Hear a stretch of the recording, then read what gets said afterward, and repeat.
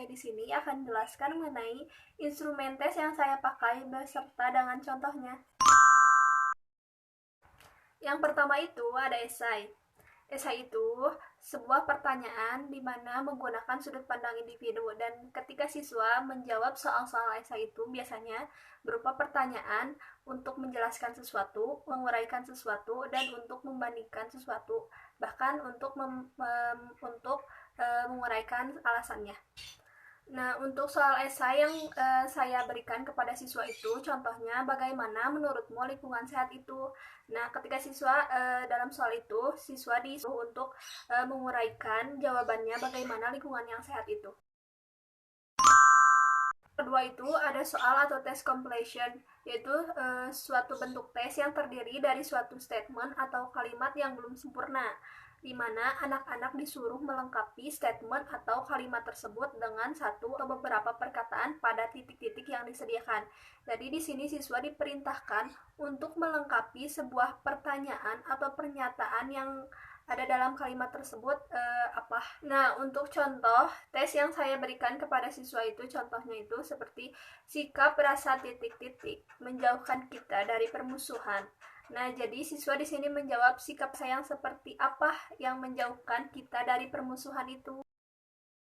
Untuk yang ketiga ada instrumen tes multiple choice, atau sebuah bentuk tes di mana untuk menuntut peserta tes untuk memberikan jawaban atas pertanyaan atau perkataan yang tercantum dalam pokok soal atau stem yang disertai dengan sejumlah kemungkinan jawaban. Jadi di sini siswa menjawab sebuah pertanyaan atau pernyataan di mana terdapat beberapa pilihan jawaban tetapi hanya satu pilihan jawaban yang benar saja.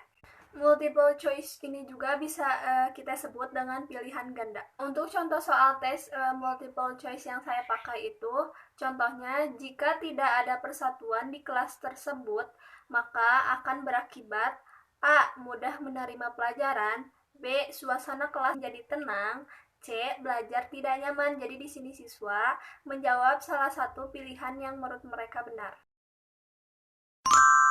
Nah, yang keempat ini ada instrumen tes, yaitu yang bernama matching test. Matching test ini menyesuaikan beberapa pertanyaan dengan beberapa jawaban yang tersedia. Jadi, atau biasa disebut kita juga dengan soal menjodohkan atau mencocokkan. Nah, untuk contoh soal yang saya gunakan dalam tes ini yaitu seperti dalam gambar tersebut. Jadi di dalam soal tersebut siswa itu menjawab satu pertanyaan itu dengan adanya beberapa jawaban di sebelahnya. Jadi dicocokkan yang menurut mereka benar itu yang mana. Nah, untuk yang kelima itu ada instrumen tes berupa true false, di mana menilai suatu pertanyaan atau pernyataan itu benar atau salah. Jadi di sini siswa menjawab suatu soal yang telah diberikan dengan menilai soal tersebut apakah menurut mereka itu benar atau tidak.